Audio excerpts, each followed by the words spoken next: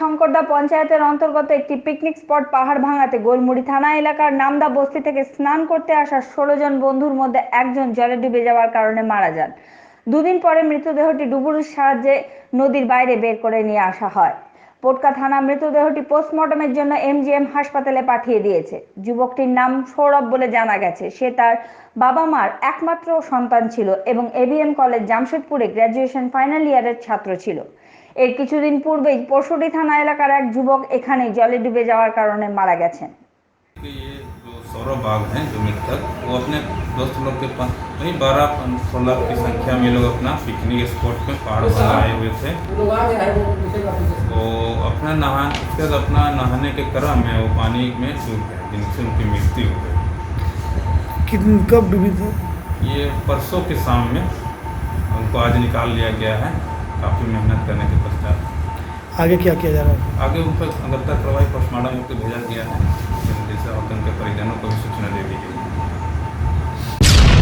শান্তিপূর্ণভাবে দুর্গাপূজা পালনের জন্য এবং পূজার সময় সরকার কর্তৃক প্রদত্ত গাইডলাইনে কঠোরভাবে অনুসরণের জন্য চান্ডিল মহকুমা কার্যালয়ে এসডিও রঞ্জিত লোহরার সভাপতিত্বে শান্তি কমিটির একটি বৈঠক করা হয়। বৈঠকে এসডিও রঞ্জিত লোহরা পূজা কমিটিগুলিকে যে কোনো পরিস্থিতিতে সরকারের গাইডলাইনের অনিবার্যভাবে পালন করতে বলেন। এদিকে পূজা কমিটিগুলি প্রতিমার উচ্চতার উপর নিষেধাজ্ঞার বিষয়ে আপত্তি জানায়। शांति समिति की बैठक थी जिसमें हमारे चारों प्रखंड के जितने भी पूजा समिति कमेटी है लोगों का और शांति समिति के सदस्यों को बुला के केंद्र सरकार और राज्य सरकार के द्वारा जो दिशा निर्देश दिए गए हैं उसी का सबों को बता दिया गया और उसी के अनुरूप ही इस बार का दुर्गा पूजा होगा और उसको हर संभव अच्छा सा पालन करना है। मंडल पदाधिकारी महोदय की अध्यक्षता में चांडिल अनुमंडल में शांति समिति की बैठक आयोजित की गई, जिसमें पूरे मंडल के दुर्गा पूजा समिति के संचालक और जनप्रतिनिधि उपस्थित थे। জামশেদপুর স্বচ্ছ ভারত অভিযানের অন্তর্গত অক্ষেশের পক্ষ থেকে ফেলে দেওয়া জিনিস দিয়ে কিভাবে ব্যবহারযোগ্য জিনিস তৈরি করা যায় সেই প্রতিযোগিতার আয়োজন করা হয়। তবে করোনা মহামারীর কারণে এই বছর এই প্রতিযোগিতাটি অনলাইনে অনুষ্ঠিত করা হয়, যাতে শহরের প্রায় 2 শতাধিক শিশুরা অংশ নিয়েছিল, যার মধ্যে 30 জন শিশুকে অক্ষেশের তরফ থেকে সম্মানিত করা হয়। এই সময় অক্ষেশের বিশেষ আধিকারিক শিশুদের উৎসাহিত করার সময় তাদের দ্বারা বর্জ্য পদার্থ থেকে ব্যবহারযোগ্য জিনিস তৈরি করার জন্য অত্যন্ত প্রশংসা করেন।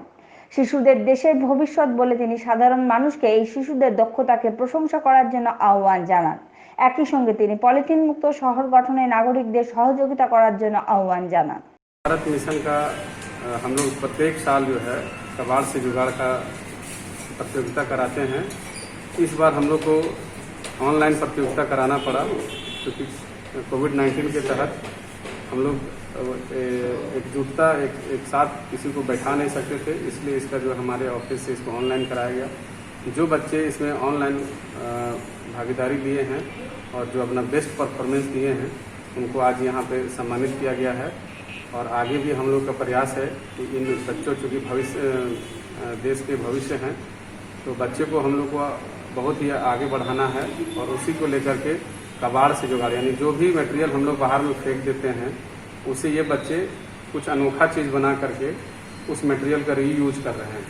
तो इस तरह के सभी बच्चों को हम यहाँ से जेनेसी के माध्यम से मैसेज देना चाहते हैं कि जो भी कूड़ा करकट अगर आपके यत्र तत्र फैला हुआ है या घर में है उसको प्रयास ये करना चाहिए कि उसका अधिक से अधिक रीयूज हो सके, रिसाइकिल हो सके। और जहाँ तक प्लास्टिक की बात है तो एक बच्ची है जो कि प्लास्टिक से वो लहसुन बनाई है, बड़ा ही खूबसूरत था, तो उसको हम लोगों ने फर्स्ट प्राइज़ दिया है। तो अगर ऐसे बच्चे कुछ क्रिएटिव अगर करेंगे तो निश्चित रूप से हमारा जमशेदपुर जो है एक भारत में पूरा मापदंड स्थापित करेगा स्वच्छ भारत मिशन को लेकर के। और जिस तरह से हम लोग लगातार पिछले 2 वर्षों से आप देखेंगे कि पूरे झारखंड में नंबर 1 और पूरे देश में 15वां और 13वां स्थान प्राप्त कर रहे हैं, तो ये जमशेदपुर वासियों का ही देन है, उनका सहयोग है कि स्वच्छ भारत मिशन में लगातार आपके सहयोग से हम लोग जो है ऊंचले पायदान पे जा रहे हैं। और आगे हमारा और पूरी टीम का ये कोशिश रहेगा कि जिस तरह से आप पहले भी कोऑपरेट करते हैं किए हैं वैसे आगे कोऑपरेट करेंगे तो निश्चित रूप से इस बार हम लोग जो है टॉप 10 में जमशेदपुर को लाएंगे और जमशेदपुर का मान बढ़ाएंगे। इस प्रतियोगिता में कुल कितने बच्चे भाग लिए थे? इस प्रतियोगिता में कुल लगभग 30 बच्चे भाग लिए थे, जिसमें से उसको शॉर्टलिस्ट करके 30 नहीं करीब 70 बच्चे 200 बच्चे भाग लिए थे, जिसको शॉर्टलिस्ट करके इसमें हम लोग प्राइज दिए हैं और उसको जो है और इस तरह का प्रतियोगिता हम लोग आगे करवाएंगे और वैसे बच्चों को हम लोग जो है आगे सम्मानित करेंगे। नहीं, आपने बच्चे को प्लास्टिक नहीं वो इसलिए कि बच्चे क्योंकि देश के भविष्य हैं और आप देखेंगे कि प्लास्टिक जो है पिछले कई सालों से जेनेसी के द्वारा अभियान चला करके और लोगों पर प्रतिबंध लगा करके फाइन लगा करके लोगों को प्लास्टिक बेचने से मना कर रहा है, यूज भी करने से लोगों को मना किया जा रहा है क्योंकि प्लास्टिक पर्यावरण की दृष्टि से काफ़ी खतरनाक है और इसको अगर यूज नहीं करेंगे तो एक दिन अपने ही जीवन को हम लोग विनाश की ओर ले जा रहे हैं। तो आगे से हम लोग को प्लास्टिक यूज नहीं करना है, ये हम लोग आज शपथ भी लिए हैं और लोगों को भी समझाए हैं और लगातार हम लोग का अभियान चल रहा है। ভারতীয় জনতা পার্টির একটি প্রতিনিধি দল মঙ্গলবার জেলা পুলিশ সদর দফতরে পৌঁছে জেলার এসএসপির সাথে দেখা করে একটি দাবিপত্র জমা করেন। এই দাবিপত্রের মাধ্যমে তারা বিজেপি নেতা দশরথ সিং এর আত্মহত্যার পরে প্রাপ্ত সুইসাইড নোটের ভিত্তিতে এফআইআর এ অভিযুক্ত গ্রেপ্তারের দাবি নিশ্চিত করার দাবি জানায়। তারা বলেন যে নিহত বিজেপি নেতা দশরথ সিং এর আত্মহত্যার পরে একটি সুইসাইড নোট পাওয়া গেছে, যার ভিত্তিতে তার ভাই যশবন্ত সিং 30 সেপ্টেম্বর মুসাবনি থানায় একটি এফআইআর দায়ের করেন। তবে এখনো পর্যন্ত অভিযুক্তদের গ্রেপ্তার করা হয়নি, যার কারণে পুলিশের কার্যপ্রণালীর উপর প্রশ্নচিহ্ন উঠছে। मेरा नाम सौरभ चक्रवर्ती है, मैं ग्रामीण जिला अध्यक्ष हूँ। हमारे यहाँ एक भाजपा का निष्ठावान और बहुत संघर्षशील कार्यकर्ता श्री स्वर्गीय दशरथ सिंह जी ने अपने आवास में फांसी लगा के आत्महत्या कर ली थी।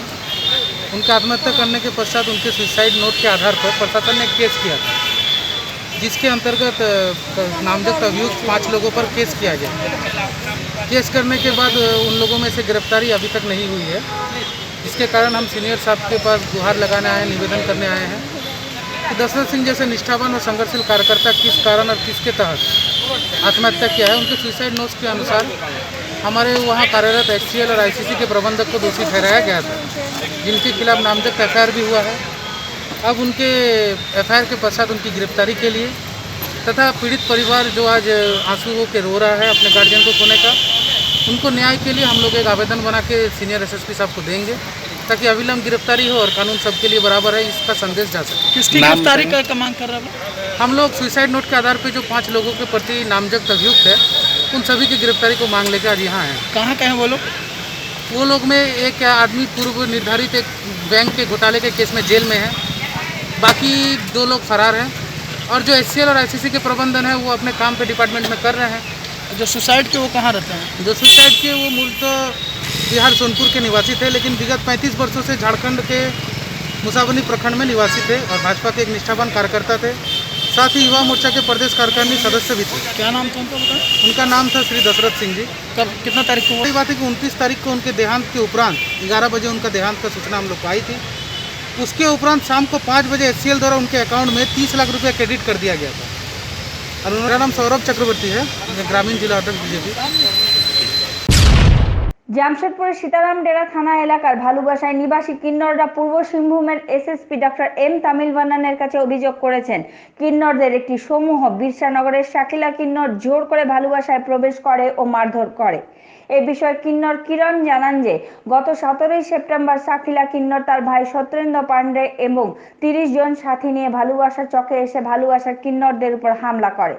এর আগেও শাকিলা কিন্নর হোয়াটসঅ্যাপ গ্রুপে ভিডিও পাঠিয়ে ভালুবাসার কিন্নরদের হত্যা করার হুমকির পাশাপাশি শহর ছাড়ার হুমকিও দিয়েছে। মঙ্গলবার ভালুবাসার কিন্নররা SSPর কাছে পৌঁছে তাদের নিরাপত্তার দাবিতে সিনিয়র পুলিশ সুপারের কাছে একটি স্মারকলিপি জমা দিয়েছেন। टाटा शहर हमारा है, हमारी सीनियर है, ये रेखा गुरु हुई, मीरा गुरु, जितने सीनियर है वो चकद्दरपुर चाईबासा से है और यहाँ आके धांधली कर रहा है, टाटा में अपना जमा रहा है गुंडागिरी। शकीला और नीलू और प्लस साथ में अपना भाई को लेके सत्येंद्र पांडे को पूरा दल इकट्ठा करके गुंडों का हम किन्नरों पे चढ़ाई कर रहा है। और हम भालू भाषा के रहने वाले, भालू भाषा हमारा मकान है 110 ईयर्स का, हमारा पूरा सीनियर लोग यहीं पे है। तो इसका हम लोग को यही हक चाहिए कि वो जहाँ का वो वहाँ जाए, अपना CKP जाए, हम टाटा के, हम टाटा में रहेंगे। तो वो लोग क्या करता आगे? आके वही मारपीट करता है, गुंडे लेके घुस जाता है घर पे। हम लोग सोसाइटी के रहने वाले किन्नर, तो हम लोग को तो जो मिलता है उसी में गुजर बसर हो जाता है हमारा सब। तो ऐसा क्यों हो रहा है?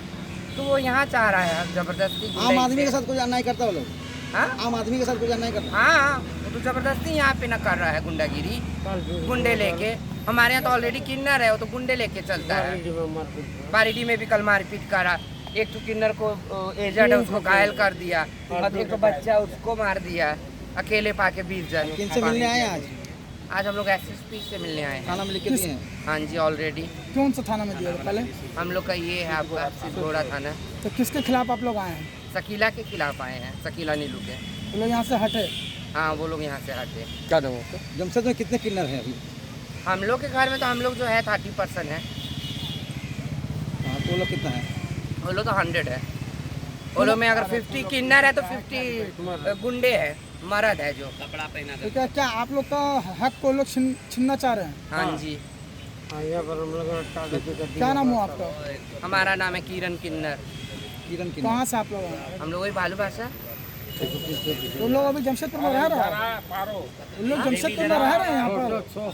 जमशेदपुर में वो लोग तो चकद्दरपुर है, और ऊपर से रेंट में रह रहे हो लोग, रेंट में रह के यहाँ धांधली जमा रहे हैं। আজ ধানবাদের তেলিপাড়া এলাকার জাহির থানে পঞ্চায়েত সচিবালয় সংঘ সেবক সংঘের রাজ্য স্তরের কমিটির পুনর্গঠন করা হয়। বিগত 4 বছর পূর্বের কমিটিকে আজ ভেঙে দেওয়া হয় এবং রাজ্য সভাপতি হিসেবে তরুণ কুমার মুর্মুকে সর্বসম্মতিতে নির্বাচিত করা হয়। রাজ্য পর্যায়ের পুনর্গঠনে আজ তরুণ কুমার মুর্মুকে রাজ্য সভাপতি, সঞ্জয় কুমার সাধারণ সম্পাদক, অজিত কুমার কোষাধ্যক্ষ, রাজ্যের সহসভাপতি জয়প্রকাশ তিওয়ারি, রাজ্য সাধারণ সম্পাদক নরেশ রাম এবং আরো অনেক কর্মকর্তা নির্বাচিত করা হয়েছে। स्वयंसेवक संघ प्रदेश कमेटी का पुनर्गठन किया गया। पूरे झारखंड प्रदेश के सभी जिला अध्यक्ष के सहमति से पुनर्गठित किया गया। पूर्व सरकार में जो गठित की गई थी उसका कार्यकाल 4 साल पूर्व होने के उपरांत सभी जिला अध्यक्ष और राज्य के स्वयंसेवक का मंशा था कि दोबारा पुनर्गठन हो, और पूर्ण होने के बाद सभी लोगों के सहमति से पुनर्गठित किया गया पूर्ण बहुमत के साथ। और राज्य के सभी स्वयंसेवकों का आशा है कि इस सरकार में पुनर्गठित के बाद प्रदेश कमेटी से मानदेय, उनको भरण पोषण तो मानदेय होना चाहिए। उनको जो रोजगार, जो पंचायत सचिवालय स्वयंसेवक जो पंचायत स्तर में जो रोजगार उनको मिल रहा है वो रोजगार धरातल पर उतरे। इन सब उद्देश्य से पुनर्गठित किया गया है। तो प्रमुख मांगे आप लोगों के मानदेय की है जी। तो जो पंचायत सचिवालय के जो आप लोगों के मित्र हैं, कितने दिनों से इन लोगों को सैलरी नहीं दिया गया है, मानदेय नहीं दिया गया है? इन लोगों को नियुक्ति 4 साल पूर्ण हो गई है नियुक्ति, और इन लोगों को प्रोत्साहन राशि के रूप में 4 साल तक पंचायत स्तर में काम कर रहे हैं। वो भी समय पर पूर्व सरकार ने इन लोगों को, पूरे राज्य के स्वयंसेवकों को सही समय पर प्रोत्साहन राशि नहीं मिला। कितनी राशि मिलती है? प्रधानमंत्री आवास में उन लोगों को 1000 रुपया निर्धारित किया, 1000 से 1200 रुपये। अच्छा। और वो राशि भी सही समय पर नहीं मिल रहा है, मात्र यही मिलता है और भी कुछ मिलता है? और अभी तक किसी तरह का कोई प्रावधान नहीं है। वृद्धा पेंशन वगैरह पंचायत स्तर में पिछले सरकार ने 14 विभाग काम देने की बात कही थी, जो कि अभी तक स्वयंसेवकों को 14 विभाग का काम भी धरातल पर नहीं मिल रहा है। तो आगे आप लोगों की रणनीति क्या होगी?